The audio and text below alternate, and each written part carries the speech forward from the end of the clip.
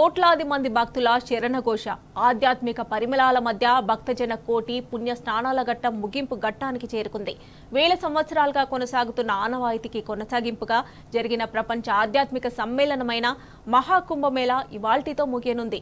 44 రోజులుగా 64 కోట్ల మంది పుణ్య స్నానాలతో కిక్కిర్చిన త్రివేణి సంగమ ఘాట్లు చివరి రోజు ఇసుకేస్తే రాలనంతగా మారాయి. మహాశివరాత్రిని పురస్కరించుకొని కోట్ల మంది భక్తులు చిట్ట చివరి అమృత్ స్నాన్ క్రతువులో పంచుకుంటున్నారు. మహాకుంభమేళా ఆఖరి రోజు కావడంతో భక్తుల తాకిడి అనూహ్యంగా ఉండొచ్చన్న అంచనాలతో ప్రభుత్వం అన్ని రకాల ఏర్పాట్లు చేసింది.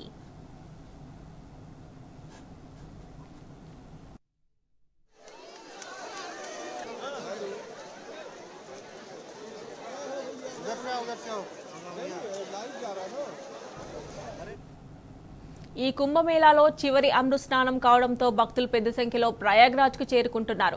మహాశివరాత్రిని పురస్కరించుకొని సంగమ తీరంలో భక్తులు సరికొత్త పవిత్ర స్నానాలతో రికార్డు సృష్టించేందుకు రెడీ అయ్యారు. చివరి అమృత్ స్నాన్ను పురస్కరించుకొని భక్తులపై హెలికాప్టర్ల నుంచి పూల వర్షం కురిపించారు అధికారులు. ముగింపు వేడుకలను దృష్టిలో ఉంచుకొని భారీగా సన్నాహాలు చేశారు. ట్రాఫిక్ నియంత్రణకు దృష్టిలో ఉంచుకొని ఈ ప్రాంతాన్ని ఇప్పటికే నో వెహికల్ జోన్ గా ప్రకటించారు.